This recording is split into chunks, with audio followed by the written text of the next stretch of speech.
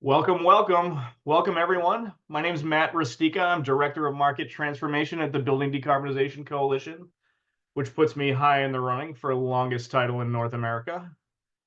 We usually give it about 2 or 3 minutes because I know everyone's Zoom calls be running long. So we're going to do that. We did have a brief discussion about elevator music we might want to adopt for the next one of these, but in the absence of a good source of music, I'll simply be talking through the next 90 seconds.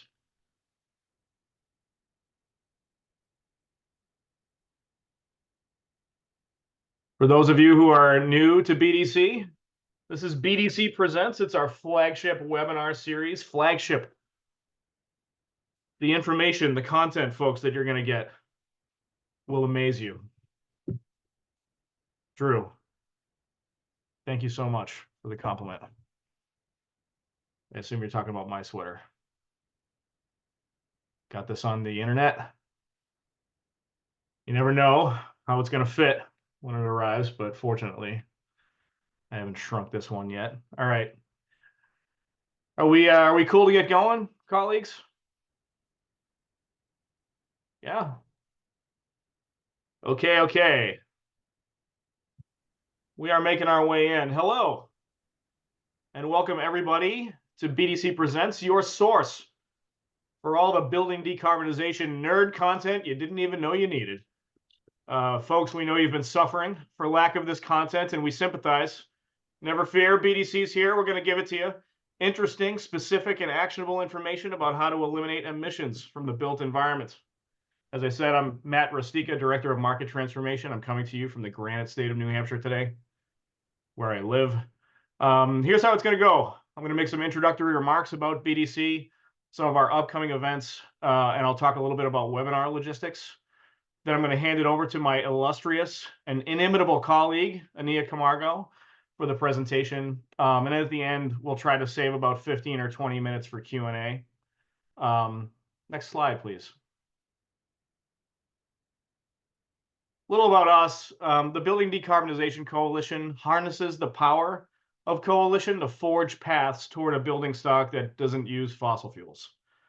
I hope the UAE is listening to that remark, doesn't use fossil fuels, and toward a transition that creates and preserves jobs at family-sustaining wages while improving health and community resilience. Coalition isn't just a buzzy marketing copy for us. It's the core of who we are. It's our theory of change. We're so grateful for you, for our friends and partners, including many of you on the call today. You are the heroes of this generational struggle we're in. As my colleague Ania always says, if you want to go far, you have to go together. Next slide, please. So go together with us to a bunch of awesome webinars we have planned in January. On January 25th, we'll have our next BDC Presents. That's also my birthday, in case you guys are tracking these things. This will be about neighborhood scale decarbonization. Neighborhood scale decarbonization is a framework for thinking about decarb, not on a building by building basis, which is kind of what we have now, but at scale. How to do whole neighborhoods all at once. Thermal networks, which we'll talk about today, are part of that. But as you can imagine, there's a lot to say, a lot of details there. So we'll have our executive director, Panama Bartholomew, and a panel of experts talking about this exciting topic on January 25th. The prior week, on January 16th, we'll have our California policy call. Let me tell you, there is a lot happening in California, as there always is. Our California team is in the thick of it, and you can tune in to hear all the inside information about the people who know what's going on in the nation's biggest state. So don't miss that. Registration links are in the chat. Next slide, webinar logistics, very briefly. The way we do these things, everyone is muted. We're going to ask that if you have questions to please ask them via the chat. And then we'll kind of track those and record them as the webinar goes on. And then at the end, we'll leave, as I said, 15 or 20 minutes to allow for a Q&A in response to those questions. So drop them in the chat as we go. This webinar is being recorded, so don't say anything incriminating. It's going to be placed later in our website's resource library. Lastly, BDC membership is free. It's free. This is a movement. So join us by going to buildingdecarb.org/join. You can also on our website sign up for our newsletter, which has all kinds of information in it. It comes out every month. buildingdecarb.org/newsletter. Next slide, please. So now it's my great pleasure to introduce my friend and my colleague, Ania Camargo. Ania, to introduce her, has been a leader in the decarbonization movement for at least a decade. After years working as a management consultant, Ania joined the leadership team of Mothers Out Front, which was then a new organization. She remains involved with Mothers Out Front. She co-founded and led a group called the Massachusetts Gas Leaks Allies. They're now called the Gas Transition Allies, which is a coalition of more than 25 organizations that work together to speed up the transition of the natural gas system in Massachusetts to renewable thermal energy. I'll be very brief. Ania is also on the board of an organization called HEAT, which many of you have heard of, and who we work with very closely. About Ania, I just have to say that big DPU decision in Massachusetts last week, it didn't come out of nowhere. It was the tireless work of Ania and folks in her coalition along with HEAT that made that possible. I got to say that. You're never going to hear it from her, but I'm going to say it. Ania is going to tell us all about thermal energy networks today, what they are, where they are, why they're important. And I am simply going to leave the explaining to her. So without further ado, Ania Camargo. Thank you so much, Matt, and hello, everyone. Thank you so much for being here to learn about thermal energy networks. And as Matt said, we work very closely with HEAT. They're the nonprofit that came up with the idea of gas utilities moving to network geothermal, which is a type of thermal energy network. And a big thanks to them because some of the slides we are including are from HEAT. So next slide, please, Ashley. So the country is decarbonizing. The states in green are those who have commitments to reduce emissions by 75% or more by 2050. And they also have an RPS or greening of the grid commitments. And the ones in yellow have RPS commitments. So as you can see, there are many emission and transition to renewable mandate states. And what that means in the building sector, it's primarily about how we heat our buildings and homes and offices. And that's because heating accounts for about 70% of emissions from buildings. So next slide. And what that's meant is heat pumps. And so Americans are buying more heat pumps for their homes than ever before in the United States. Annual sales rose above 4 million for the first time in 2022, outpacing the sales of gas-powered furnaces. Next slide.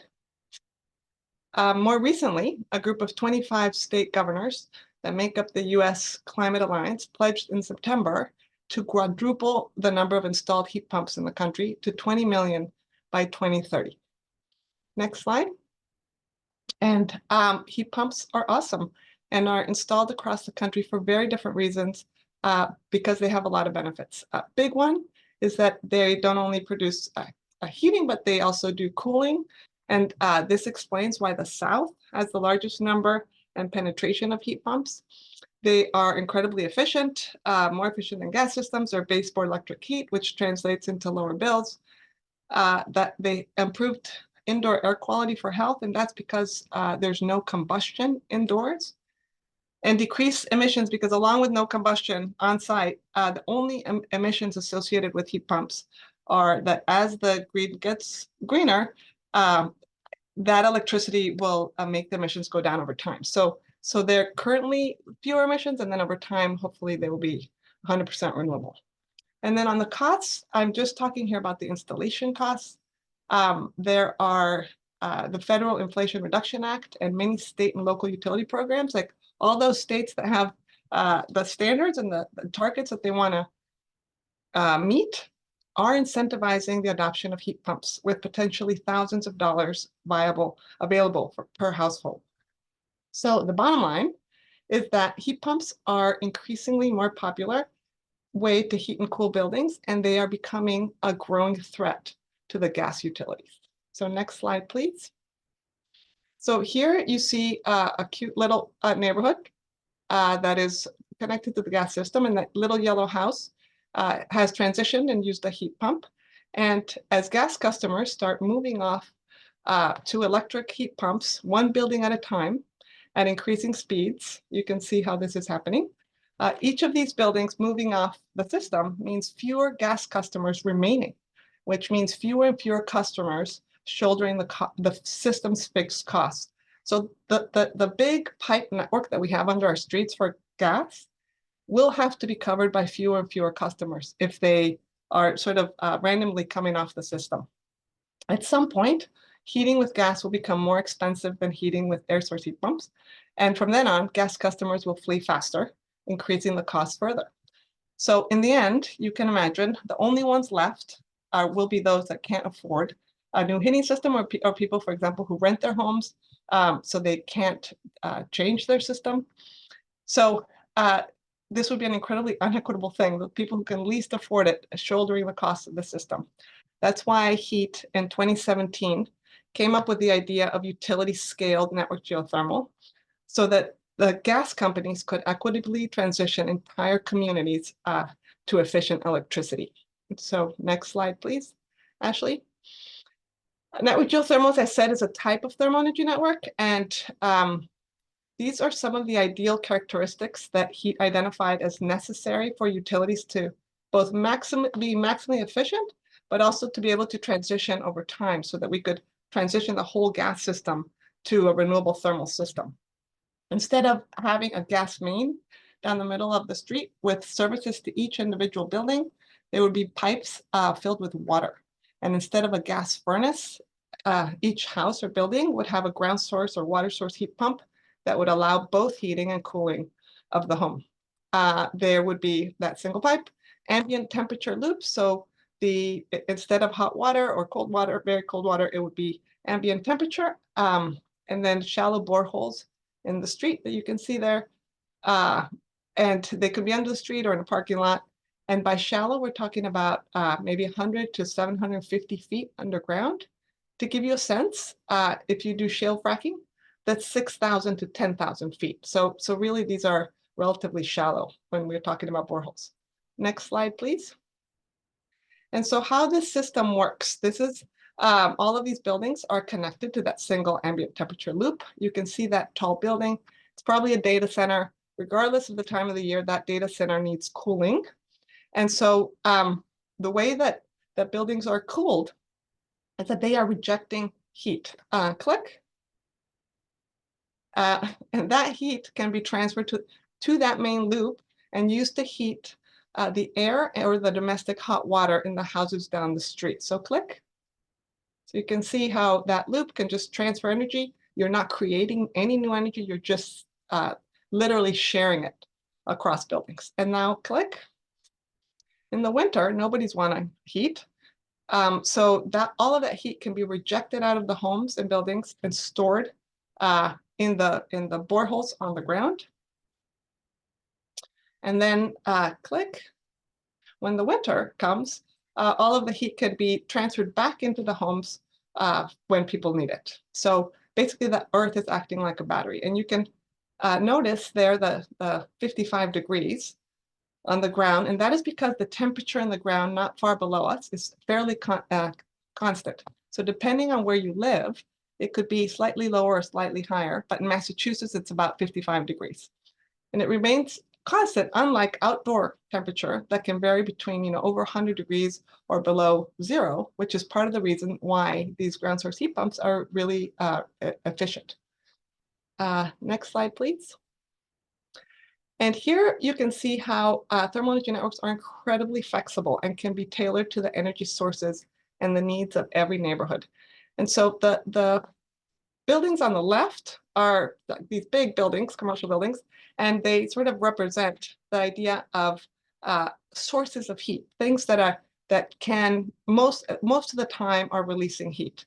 So you can see, well, here there's data centers and maybe a refrigerated warehouse.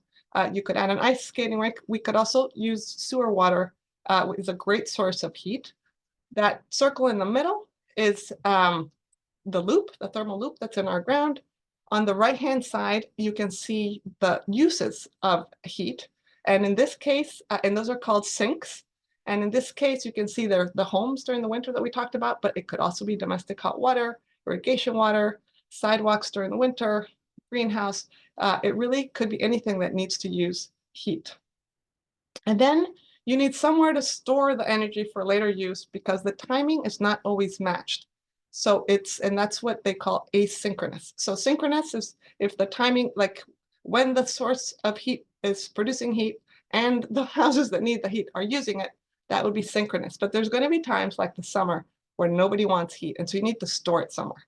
So this is an example, like in the summer, you would just put it in the bedrock, ocean, big lakes, or wherever, something that doesn't change temperature considerably because there's so much of the water or the bedrock. So this is how the system works. It's super flexible. You can mix and match. You can combine different resources over time. It does not have to happen all at once. These systems can be connected like Lego blocks. So you could literally do one street segment or one block at a time, and then use the resources in those blocks as you grow the network, sort of similar to how a gas network would work. So that's how it works. And we have some major terminology issues. The broad term we have been using is thermal energy networks, but there are many different terms used in different states and organizations, and depending on the thermal source, they're called something different. So the ones with boreholes, we're calling network geothermal or geothermal networks, but sometimes you don't need boreholes, and those are called like heat exchange systems, or there's actually more names. I believe up to now, we're up to about 16 different terms that we can use for these systems. That's because they're relatively new, and that language will likely get worked out over the next years. But just from your perspective, just know that if you understand this concept, you can see that overall the big framework is this thermal energy network. Next slide, please. All right. So we're going to move on to neighborhood scale transition. No, not yet. So this is the same little neighborhood that we showed up at the front, presumably that is on the gas system. And then it has the exact same benefits. Network geothermal has the same benefits of the individual houses. So if you put in a ground source heat pump, you're going to get heating and cooling. You're going to get the lower emissions, the health quality, all of the qualities that we had before, better indoor air quality, reduction in emissions. Those are all still true. But when you network them, so now you can click, Ashley, and one more time.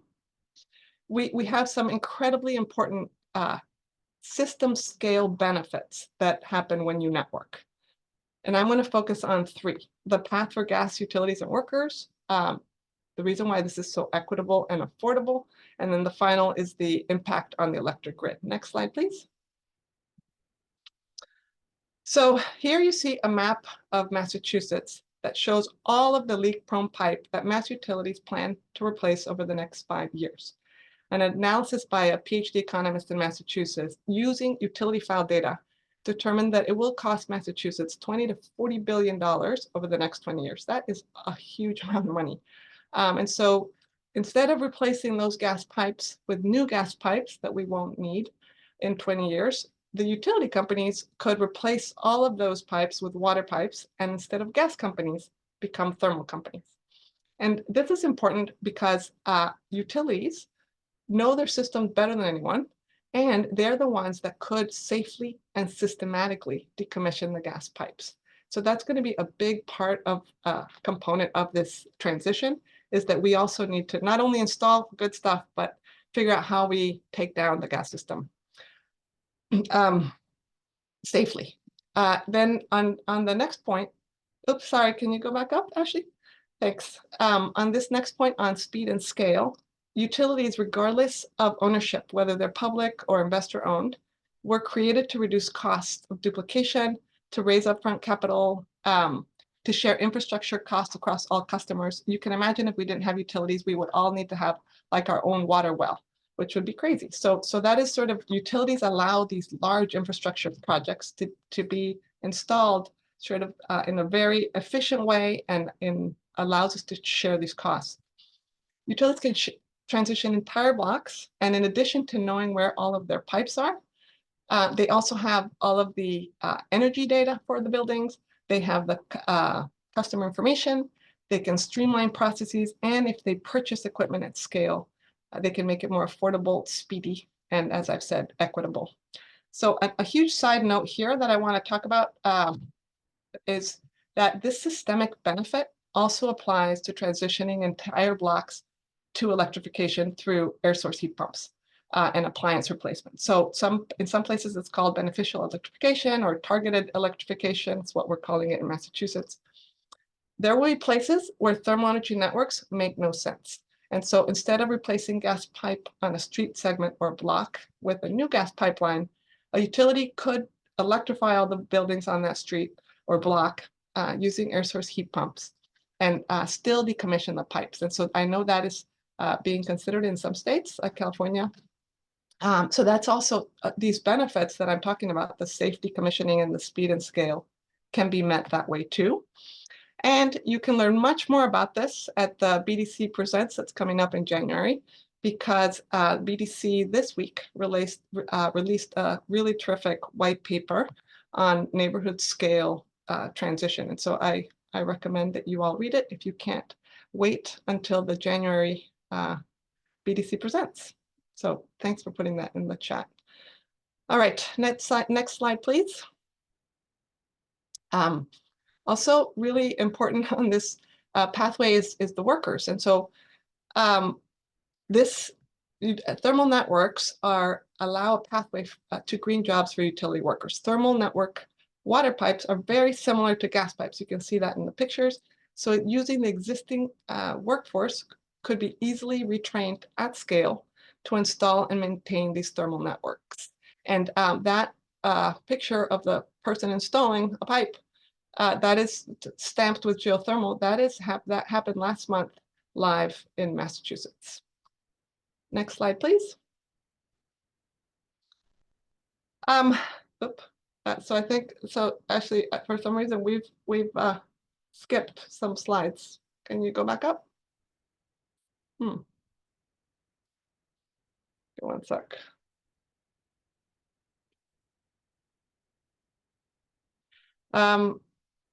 Okay, so please go ahead. So this is the utility map, sorry, thanks, that shows that utility companies across the country are really interested. The states in green have proposed pilot to the commissions. 5 pilots have been proposed in Massachusetts, 11 have been filed in New York, and 1 has been filed in Minnesota. The states in blue are part of a utility network geothermal coalition, meaning at least one utility that operates in that state is in the coalition. And those in blue are primarily in an exploratory phase, sort of trying to figure out if this is a good business model for them.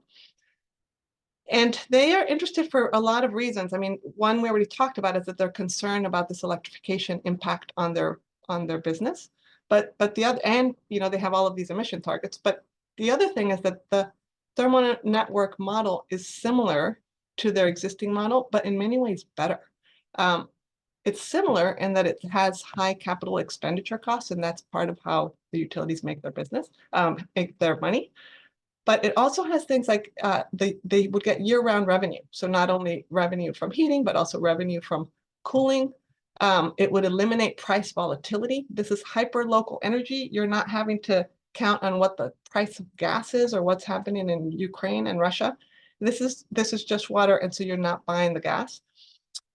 It's also safety associated with a closed water loop system. And then finally, the IRA has some really significant investment tax credits for commercial installations. So this is part of the reason why there's a lot of interest, and we'll see where that goes.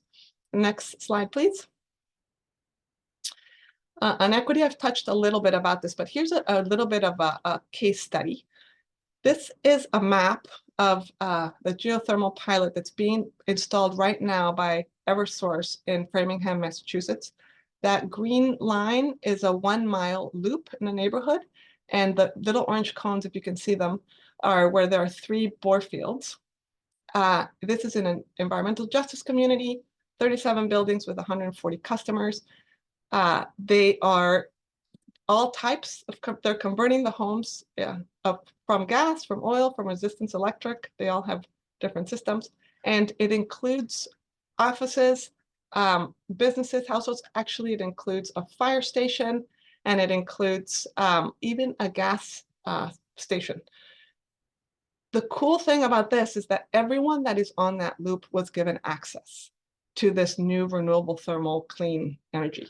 And so 80% of the customers who were asked said they wanted to participate. And since construction began, many more have said they wanted to be included. So it has been an incredible uptake. People are interested. And this project was proposed through a rate case. So the costs are being spread out over all customers and over time. And the customers are being charged a really low monthly rate, and low-income customers have an even lower rate. So that's a good case. Next slide, please.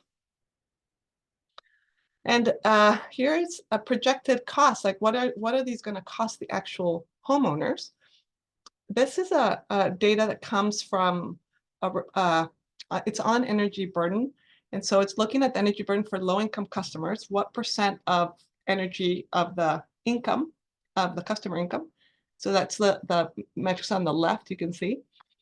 And it looked at scenarios from the utility companies. The consultant E3 was hired by our Massachusetts utilities to say, okay, if you look at all of these different scenarios, what's the cost going to be and what's the energy burden going to be? And what you can see is that, like, the building by building off of gas, that is our current strategy, is the most, it has the highest energy burden.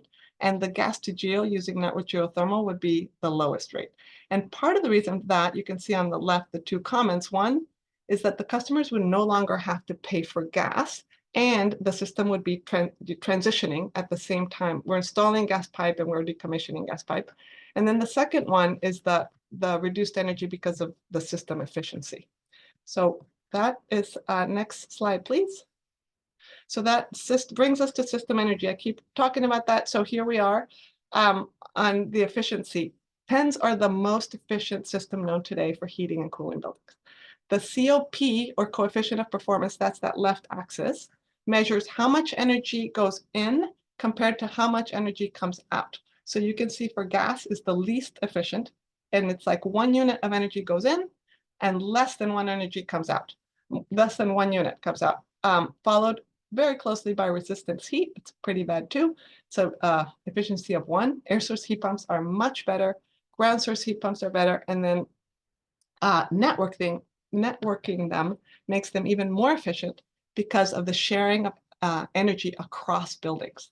A recent study, that number that's there is from a recent study by Excel Energy of a network geothermal system in Colorado Mesa University, which showed an average annual COP of 5.7, which is incredible. And more incredible was a winter COP of 8.9, which I think we hadn't seen before. So that is really exciting.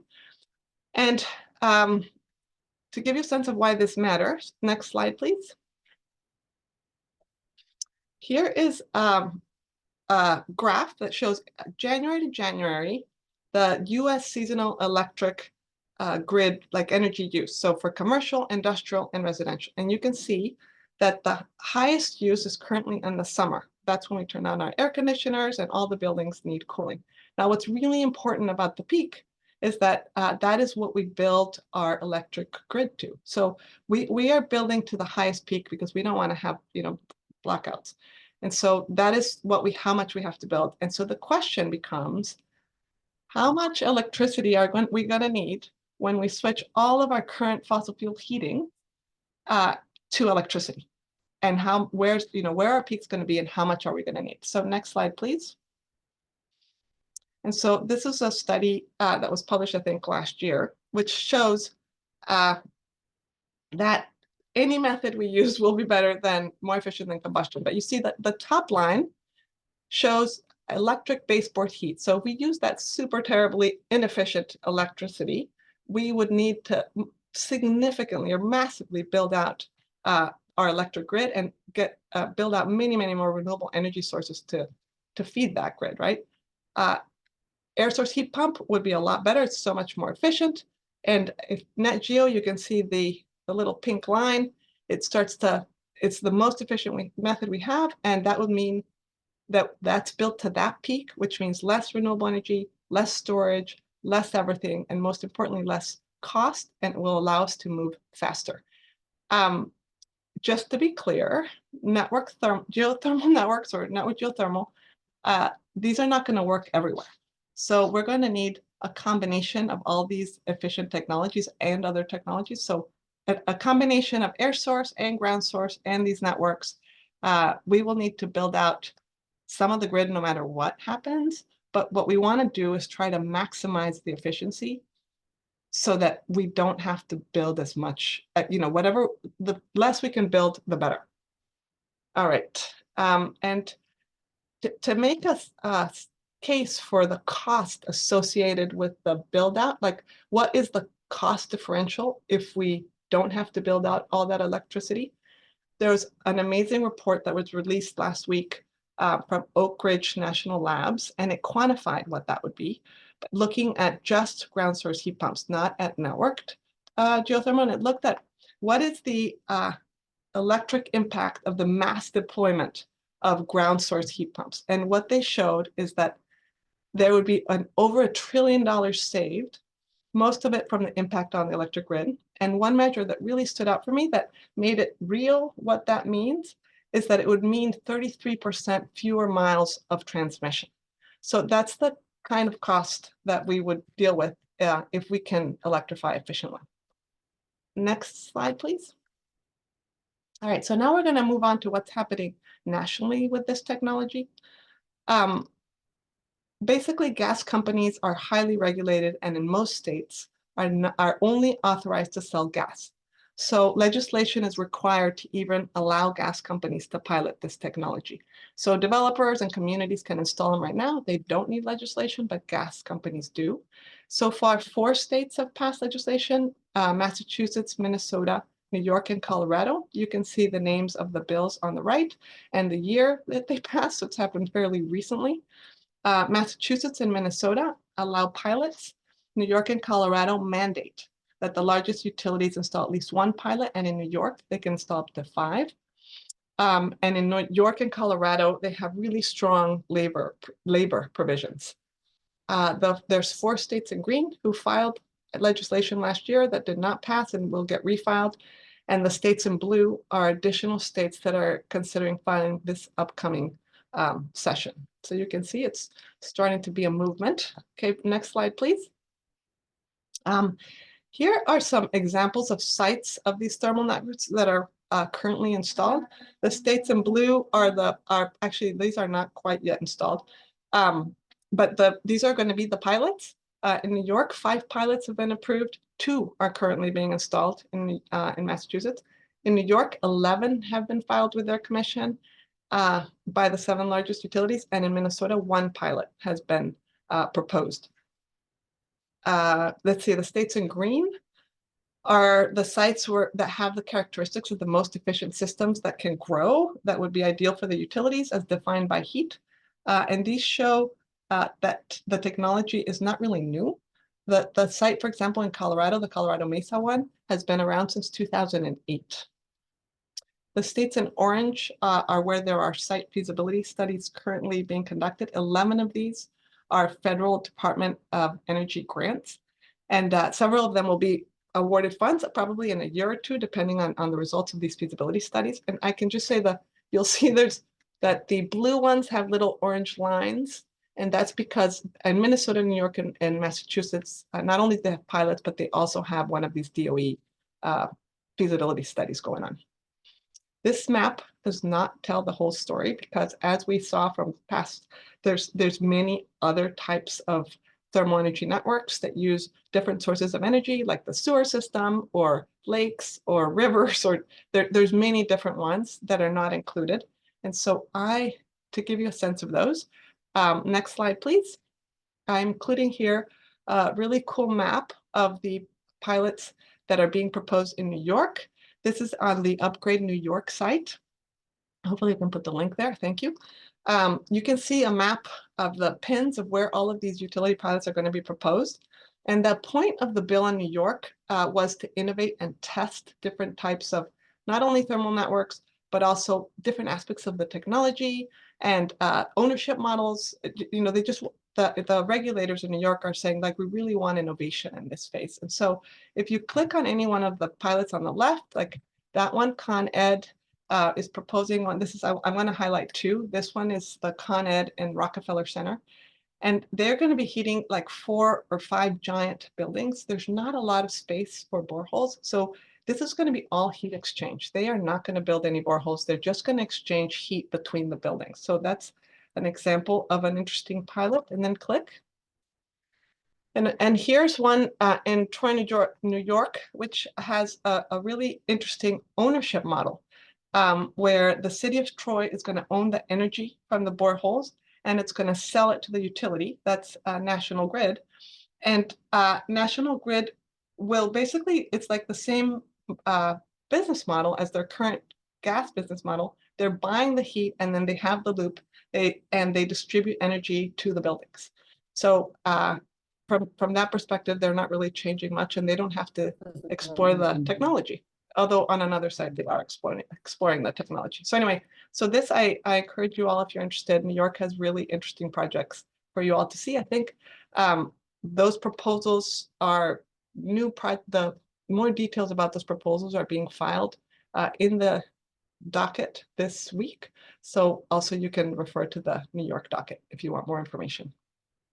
All right, next slide, please.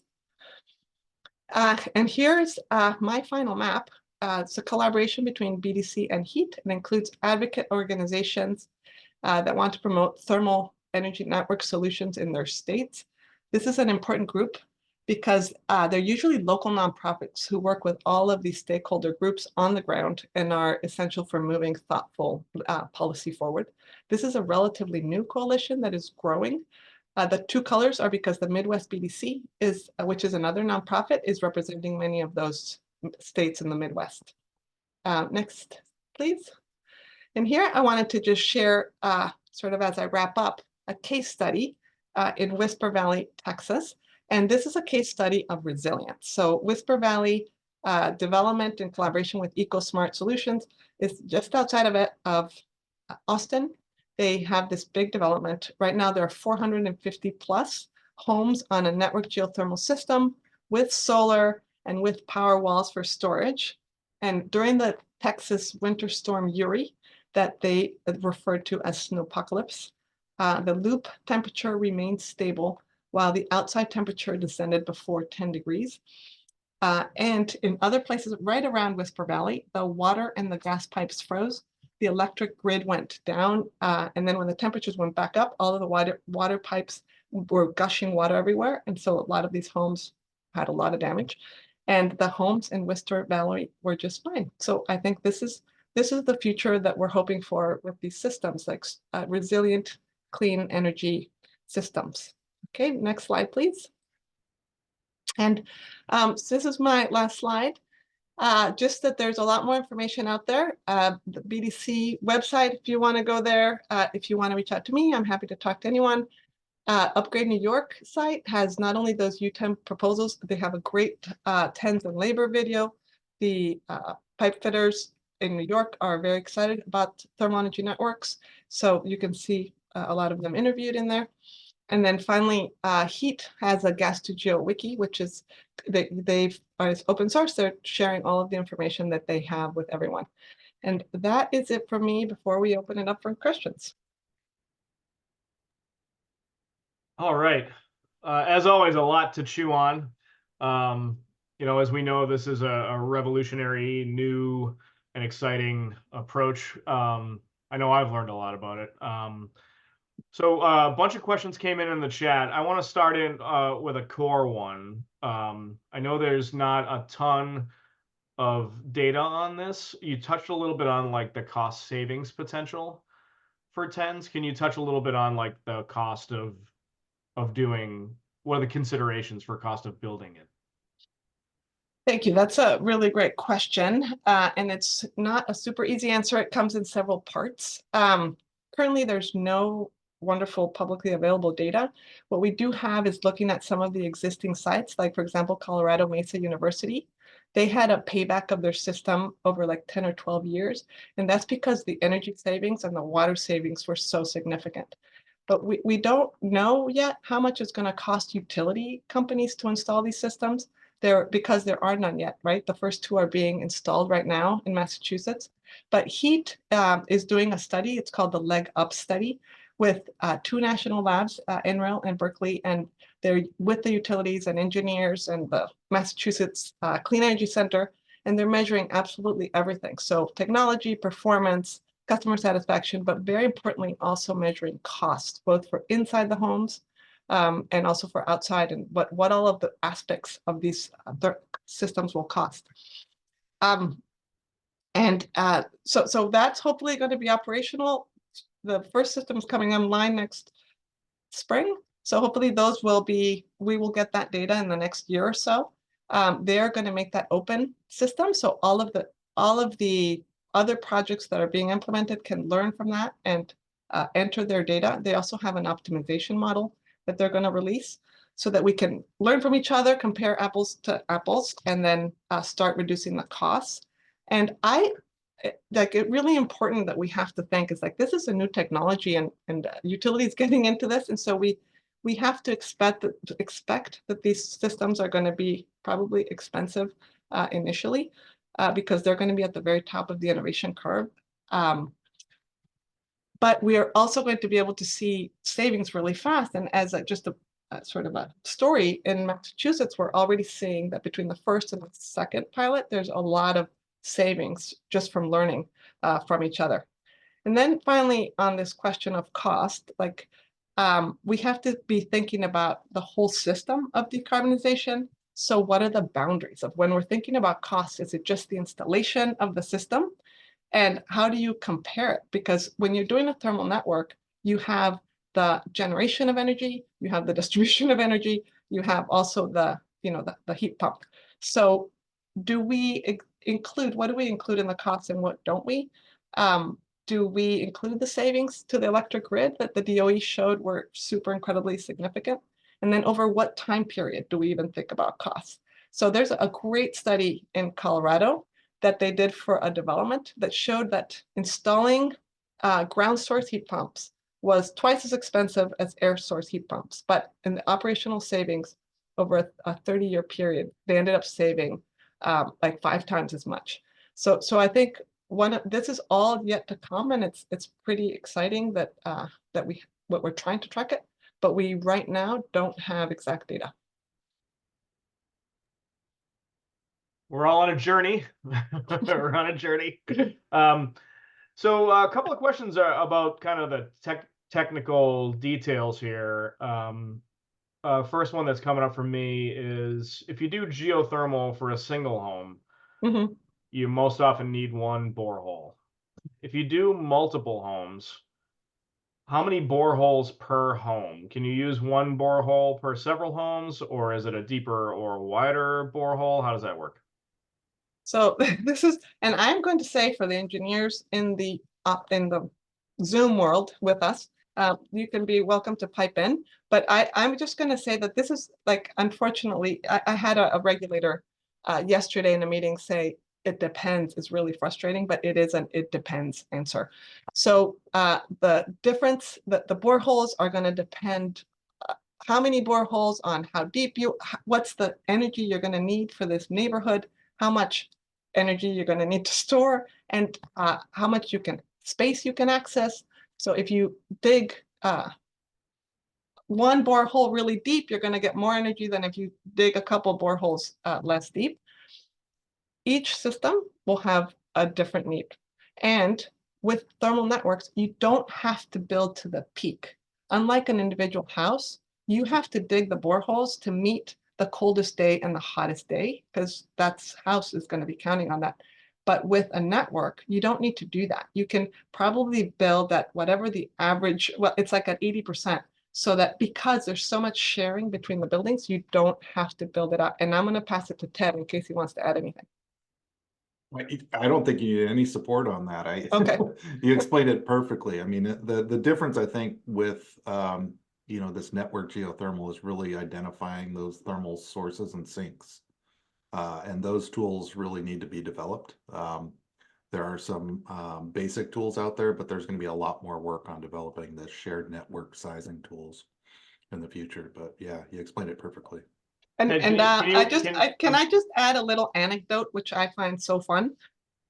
Thermal, when Colorado Mesa first built this system, it had 800 square feet, and they thought that they were going to need a backup, which they never ended up having to use. They didn't need the backup, and then they started to add buildings to the loop, and then they didn't need to build more boreholes, and that's because they didn't understand that there was so much energy being transferred between buildings that they actually didn't need to build more boreholes. So the system sharing energy is an incredible resource that we haven't tapped into yet. Ted, do you want to introduce yourself? Oh, sorry. I'm a senior technical lead. I spent the last 15 years engineering these systems on a couple of campus scales and individual buildings. But yeah, there is a lot of lessons learned moving to this scale. And the technology is not that different from what we would do on an individual building. The real innovation is the sharing of energy and the efficiency gains between that. So let me see. So I'm going to go through a couple of these. The nerds really came out to this call, which we love to see. Some very specific questions we're going to I see. was going to say, those are my people. I know. That's the crowd. How do you see the difference between pipe dimensions for gas and water? Is it really the same pipe? So it's really the same pipe, HDPE pipe, and really it is the same. I mean, I went to the Framingham site and I couldn't believe it. It is the same size pipe, but they could size it bigger. Like I think you can size. You're going to have to size the pipe for the capacity you're trying to meet. So you could size it bigger, but that pipe that we replaced that is in Framingham, the first site, is literally the same size. Same pipe, folks. It's true. We saw them. So there were a couple of questions, as I recall, about what kind of density is needed for a 10 to be viable. Is it restricted to urban settings? Is it feasible in the suburbs? And the flip side of that is kind of what geographies, what climates, what building typologies are poorly suited for thermal networks. Can you So can you yeah, address so that? and again, that is something that we are working out, and each place is going to be different. But basically, what you want density, you want mixed use. If you have the weather matters, so having big variations, the super hot and super cold is helps from the economics perspective because these systems are really efficient. If you don't have big weather fluctuations, if your weather's always between, I don't know, 50 degrees and 80 degrees, I probably should move there, but that doesn't really, there's not going to be a lot of benefit. You probably can get away with air source heat pumps. But so the more distance, like further hotter and further colder, the more beneficial these systems are going to be because that's where the efficiency kicks in. And then of course, distance, if you have to, buildings, if they're very far apart, it wouldn't make a lot of sense either. So can we draw a finer point on that? So is it really just cities, or could you do it in a suburban setting? You could totally do it. That is sort of like the Whisper Valley. You could do it. Really, you can do geothermal networks or thermal energy networks anywhere. And it becomes a cost consideration, like where does it make sense from a financial consideration? So you can definitely do these in the suburbs, and you could not in the suburbs where everybody has, plots of land with 3 miles between them. But if they're relatively close, absolutely, you can do them. Okay. We had on a similar note, we had some questions about like the infrastructure itself, apart from the piping. What other infrastructure is needed to have a functioning thermal network? And I would add, how is that different between like the different types? So you need the borehole, and you need the central loop, and you need the ground source heat pumps in people's homes. You also need a central pumping station, and that's the station that's going to move the water in the system. I don't know. I think those are the main ones. Ted, is there anything that I am missing that is significant? You're on mute, Ted. No, I think you got it. And we can talk about variations of this network that, may involve, pure wastewater or booster plants, in real cold climates. There was a note of that where you can kind of boost that, temperature loop if needed. But those don't need to be fossil fuel, or they can be another series of heat pumps in that loop. Excellent. Let me see here. So we had another question. How do you determine a good site? So when we went through in Massachusetts, the site selection and planning for Framingham and what's going on now in Lowell to design, what were the conditions and considerations that come into play? So everything I just said, the mixed use and the density and all that, but also, so this was really interesting, and I participated a little bit in the sort of the process of looking at sites in Massachusetts when Eversource was looking at the sites. And I believe they evaluated like 17 or 20 different places. And it was really hard because all of the places really, really wanted it. But they looked at geology. They looked at, was the government or like the local government sort of invested in this? Were the residents wanting this? They really wanted an EJ community. They wanted to show like, if we want this to work, we need it to work in EJ communities. So the criteria are going to vary, but those were important ones. And then of course, they needed the density so that they could be sharing loads between buildings. They didn't want all of the buildings to need heating and cooling at the same time, for example. They wanted it to have different times when they need them. And were those those considerations sound like, things that would be irrelevant mainly for a pilot rather than if you were going to do it at scale? Is that right? Yeah, absolutely. I mean, I think going forward, the way gas utilities are thinking about it, from some conversations with gas utilities, I always say it's like the pipe is like your hand, and you're going to have to get, like, if you're going to decommission a pipe, you want to do the ends of the line, or you want to have the rings of a ladder that aren't affecting a main, so that you can, like, you want to look at what you can take down. You wouldn't take down the main the main arm. You first have to take down the little fingers before you could take out the main. So that the gas companies are thinking about this. If I'm going to be taking out a pipe, then it has to be somewhere that's not going to affect the rest of the system. So that's how they're thinking about it. Is that what you're asking me, or is it something different? Yeah, no, I mean, we can clarify in the chat, but that sounds like good information to me. Let me see here. A couple more questions. So we had one question from Ned about building envelope improvements, right? So we, in the air source side of things, the question of weatherization, when and how it's necessary and where, is definitely a topic that you hear about a lot. How does weatherization play into this? Is it necessary, strictly speaking? In what situations would you need it? Yeah, I mean, yes, we should be trying to weatherize and insulate people's homes.